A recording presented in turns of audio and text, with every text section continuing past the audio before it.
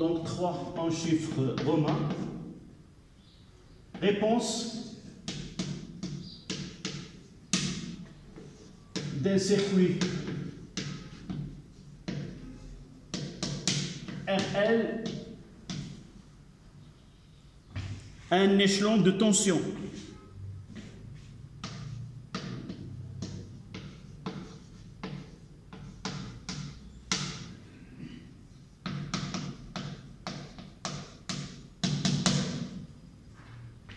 Évidemment, c'était un titre que nous avons utilisé pour le condensateur, le dipôle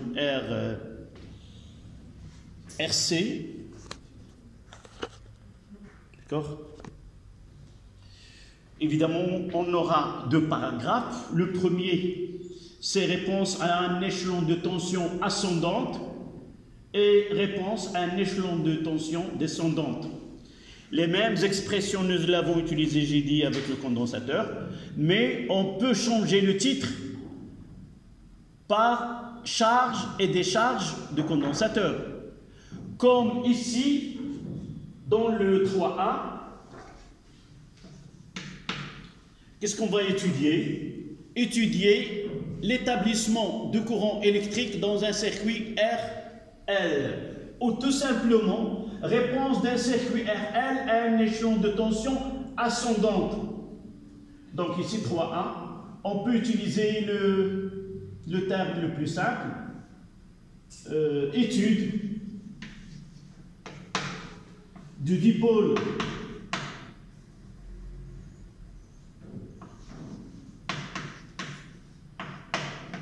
RL lors de l'établissement du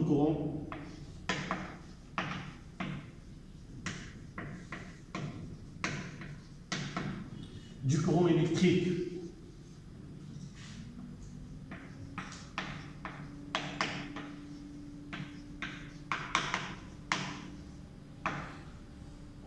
Ou tout simplement étude de l'établissement. On peut prendre un titre qui est plus simple. Étude de l'établissement de courant électrique dans un dipôle RL. Donc, lorsqu'on parle de l'établissement de courant, ça veut dire que nous avons dans le circuit un générateur. Voici le schéma qu'on va utiliser.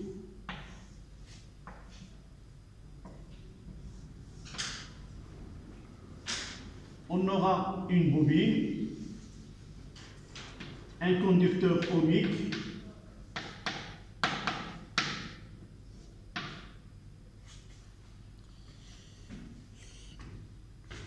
évidemment toujours là un interrupteur K,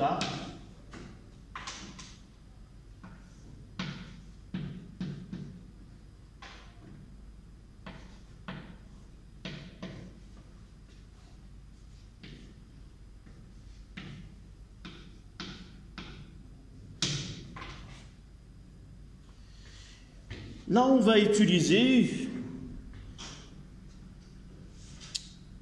un dipôle qui est la diode.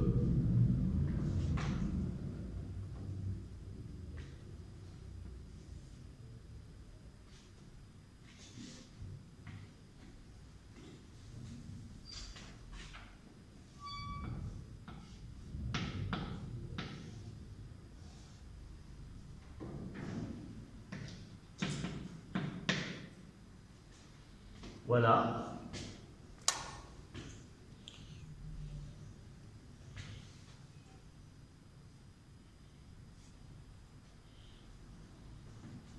Évidemment, dans cet exercice, L est égal à 0,2.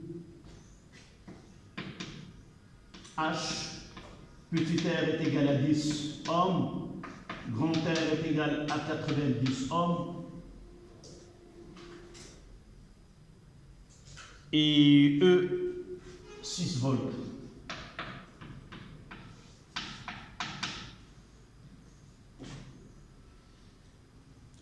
Là, c'est une diode.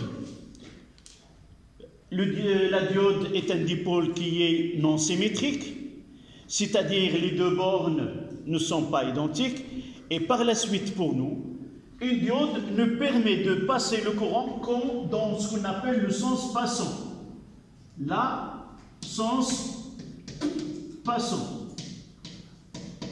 Le sens inverse, là, le courant il est bloqué. Le courant ici, il est bloqué.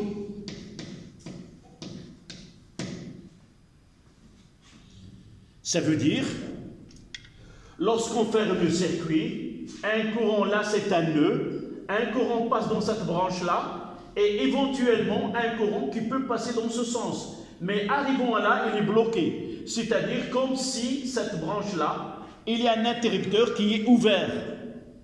C'est comme, il joue le rôle d'un interrupteur ouvert. D'accord? C'est-à-dire, là, la diode, dans le cas, il joue le rôle, c'est comme il est ouvert.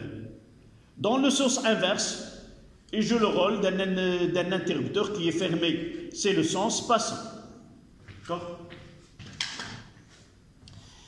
D'abord, avant d'entamer l'étude, on va répondre pourquoi utiliser une diode. D'accord? Pourquoi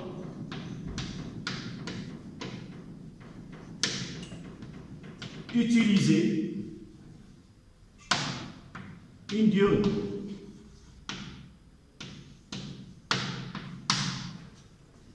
En parallèle avec la partie du circuit qui comprend la bobine.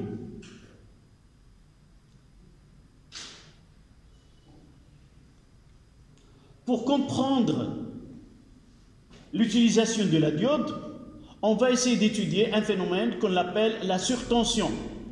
Surtension aux bornes d'une bobine.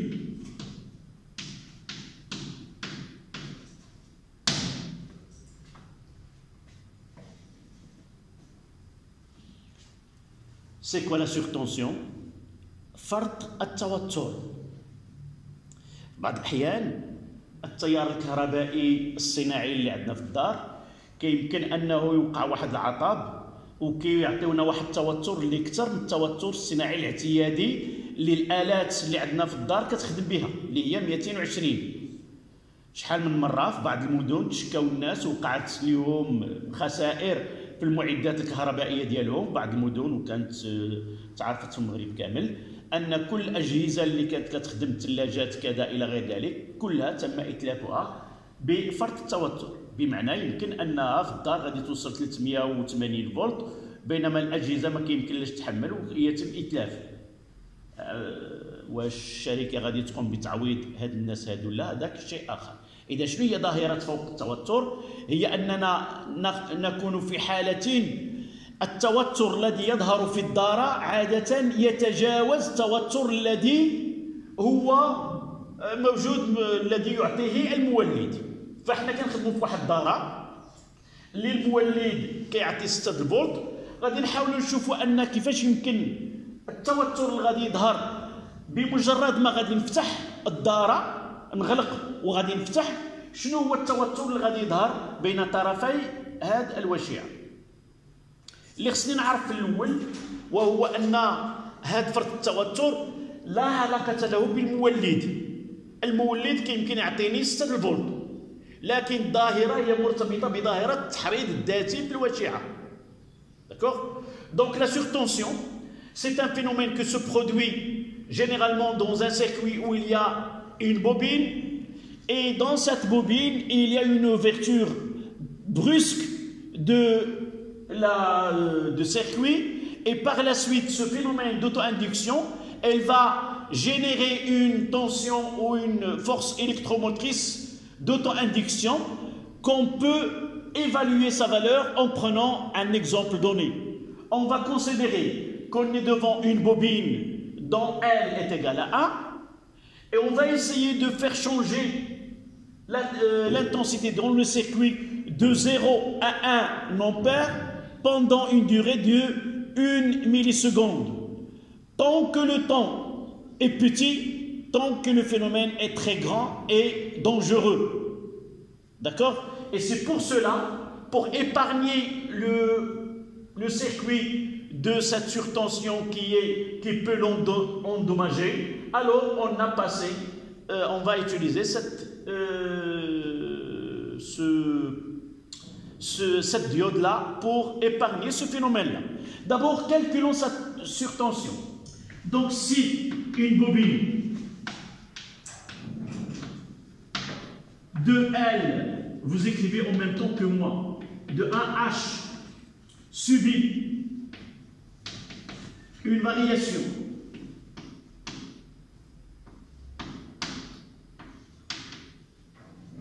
du courant électrique de 0 à 1 ampère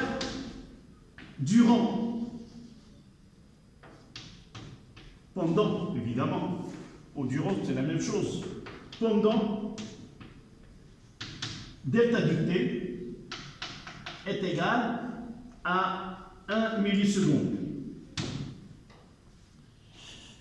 Donc, quelle serait cette force électromotrice qui va être générée au bord de la bobine? Une petite remarque. Une bobine, lorsqu'elle est dans un circuit fermé, la tension entre ses bornes, c'est RI plus L dI sur dt. Si le circuit est ouvert, c'est-à-dire il n'y a pas de courant, il n'apparaîtra que la force électromotrice E qui est égale à L dI sur dt. C'est-à-dire là, on a UB est égal à L dI sur dt. Là, cette variation, c'est une variation infinitésimale. Pour nous, on va essayer de connaître quelle est cette tension UB. On peut prendre c'est L delta de I sur delta de T. Et delta de I, c'est de 0 à 1. Donc, on va essayer d'avoir la valeur, elle passe de 0 à 1. Donc là est égal à 1 fois 1 moins 0 sur 10 moins 3. Et ça donne UB et de l'ordre de 10 à la puissance 3 volts. C'est-à-dire 1000 volts. 1000 volts, c'est une tension qui est très dangereuse. Elle est capable de donner des étincelles. Là, nous avons une bobine qui a été protégée par ce phénomène-là en utilisant ces deux boules. C'est-à-dire, cette tension-là, elle est capable de donner comme un passage, l'ionisation de l'air entre les deux boules, c'est comme de l'éclair. D'accord? C'est-à-dire que l'air entre les deux, là, ne sera pas isolant, et par la suite, il se produit l'ionisation dans cet espace-là. D'accord? Donc, pour cette étude, pour ce cas-là, donc j'ai dit que la tension, elle est énorme et par la suite, elle est dangereuse. Donc, il vaut mieux, lorsqu'on opère dans un circuit où on fait ouvrir et fermer le circuit de façon brusque, on doit utiliser cette bobine, cette diode. L'explication. Là, au lieu de... nous avons dit aussi que hier que la bobine, elle emmagasine de l'énergie. Cette énergie-là, c'est une énergie qui est magnétique. Pourquoi elle est une énergie magnétique? C'est parce que elle est générée à partir d'un champ magnétique qui traverse cette bobine, qui donne un flux, et de là, ça génère de l'énergie électrique. Comment se fait? Avant que la tension, donc on n'aura pas cette tension. Donc, ce qui va se produire dans cette partie, on n'aura pas une bobine qui est ouverte. Donc le courant électrique qui va être généré par la bobine lorsque le circuit est ouvert, il va passer dans ce sens-là. Dans l'établissement, il y a dans le sens, mais il aura dans le sens inverse. Donc on aura un I' qui va être circulé. Et l'énergie qui est emmagasinée dans la bobine, elle va être consommée au niveau de conducteur ohmique sous forme de la chaleur. D'accord? Donc de là, on peut dire que cette diode, elle protège le circuit d'une surtension. On ne va pas arriver jusqu'à avoir une tension qui est de 10 000 volts, mais au fur et à mesure, donc au début, ce courant-là, vous savez que l'énergie qu'il y aura, c'est N demi Li au carré, et cette énergie-là, elle va être dissipée, puisque le courant, elle va être dissipée dans cette partie-là. En résumé, donc vous avez écrit UB est égal à 10 à la puissance 3. À la ligne, cette tension est appelée surtension. Cette tension UB est appelée une surtension.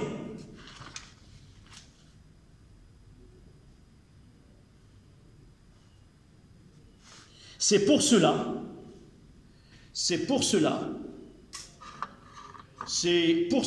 qu'on utilise une diode en parallèle. C'est pour cela qu'on utilise une diode en parallèle avec le dipôle RL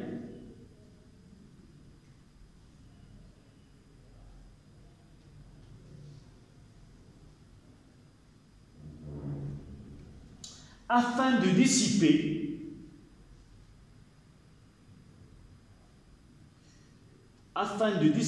l'énergie magnétique qui est égale à N demi Li au carré, afin de dissiper l'énergie magnétique EM est égale à N demi Li au carré, dans le circuit comprenant la diode.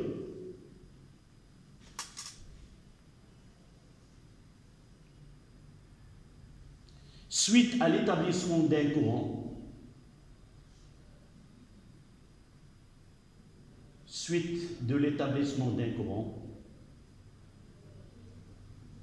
dans le sens et en accord, avec le sens passant de la diode.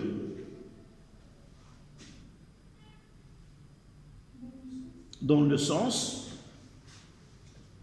passant de la diode. C'est-à-dire, il va être comme ça. Lors de l'établissement, dans le sens non passant, c'est-à-dire il est bloqué, mais dans l'ouverture, il donnera un courant qui passe dans le sens inverse, selon la loi de Lenz, c'est-à-dire elle va donner un courant qui va contrarier le courant qui le crée. D'accord? Donc on s'arrêtera ici et on va essayer d'étudier par la suite